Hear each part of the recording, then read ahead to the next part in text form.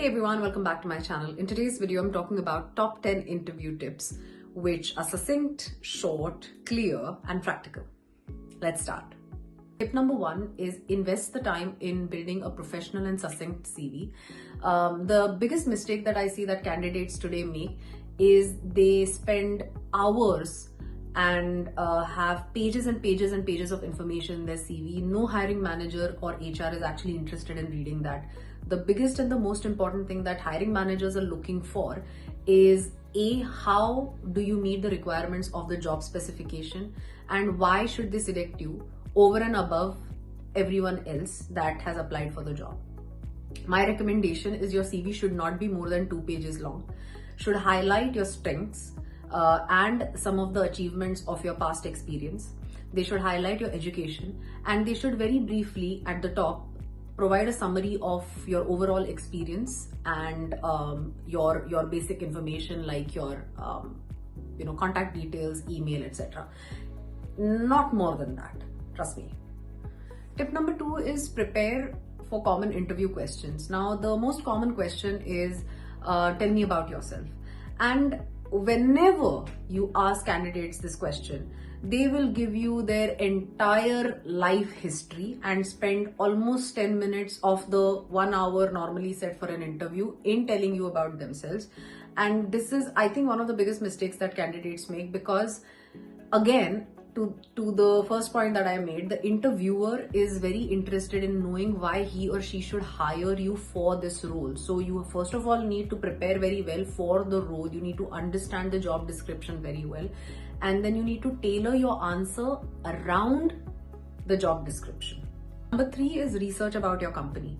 Now, this is, I think it's such an important point to understand, because very often people go into interviews and they know nothing about what the company does. They know nothing about the recent happenings of the company, or whether a company has been in news for certain things. And sometimes interviewers ask these trick questions in the interview, and then the candidates are caught off guard because they have not read enough or they have not researched enough about the organization. So it's very, very important that you actually invest the time to study and research about the organization, about the job description, and then go into the interview, because it makes you more confident. It gives you a sense of purpose as to why you're applying for the job, and it also gives a bit of comfort to your interviewer that this person actually has done some background study about the organization and is well prepared generally. So it gives you a very good start to the interview, not just for yourself but also for the interviewer.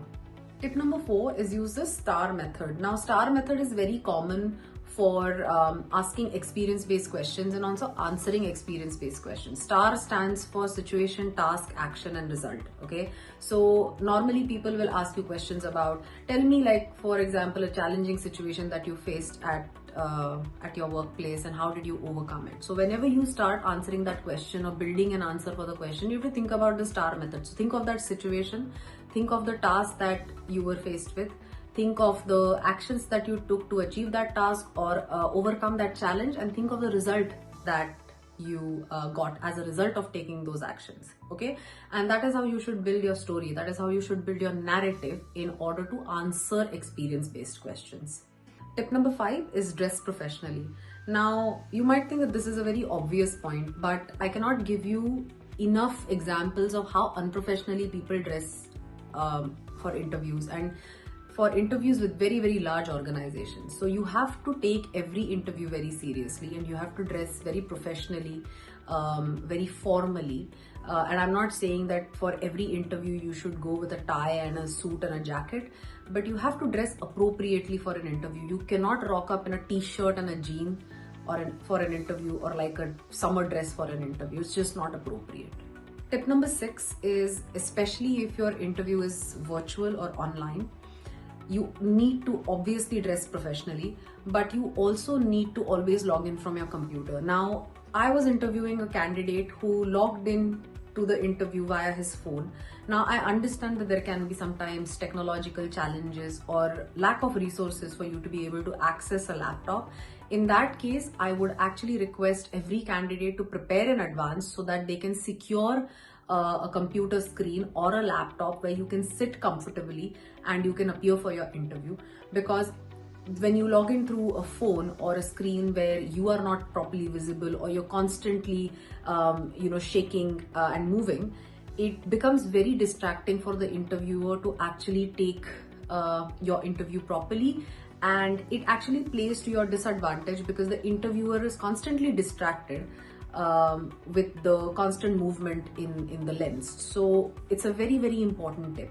Number 7 is focus on your body language. And when I say body language, you don't need to be stiff and overly confident, but you need to be confident enough in your skin that you don't give away signs of underconfidence or low self-esteem. Sometimes, you kind of bend ahead a little bit when you're talking to people, or sometimes fidget, your legs are moving, your hands are shaking. And these are telltale signs of someone who's not very confident in their skill set, even if you might be technically excellent at the job.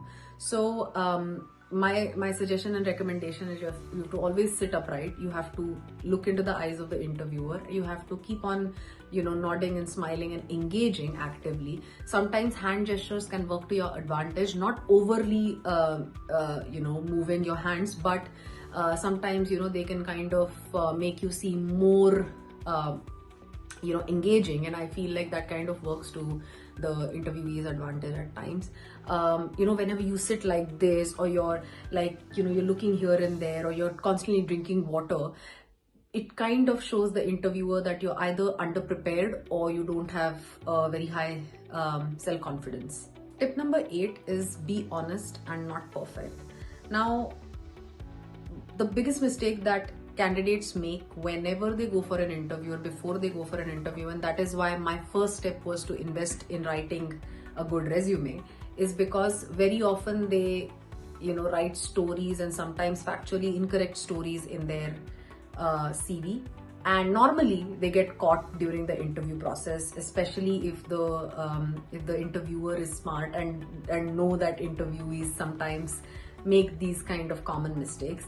So the biggest tip I have is you have to be very honest in your interview. You have to be honest in your resume. Never lie in your resume, because after every interview round, if you get selected, there are background checks that are normally done. There are screening companies that always do background checks on individuals before they send the final offer letter.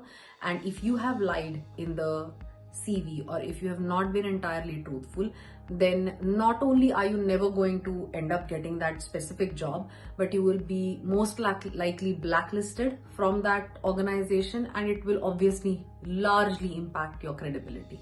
Tip number 9 is give as many mock interviews as possible. Involve your friends and family who are willing to help you into asking you these interview questions, because the more you practice, the more you get better and confident at answering questions.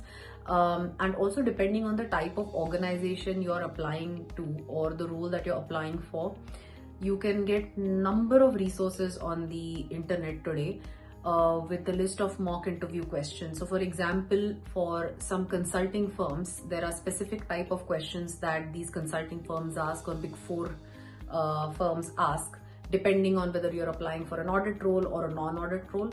So it's normally easy to find these common interview questions and have like these mock interview rounds with your friends and family. And I would definitely recommend that you invest the time to do that. The final tip is always after your interview, within 24 hours, normally you should send a thank you note to your interviewer via email. If you don't know the email address of your interviewer, then you should send it to an HR. Believe you me, this is literally a tip that has helped me get my first job, and it makes a huge positive impression on not only the person who is hiring you, but also the HR who has actually invested the time in screening your interview and putting you through the interview round. So there you have it. These are my top 10 interview tips to be extremely successful and find that dream job of yours. And if you found these tips useful, then please do hit the like button and subscribe to my channel for more such videos. Until next video, take care.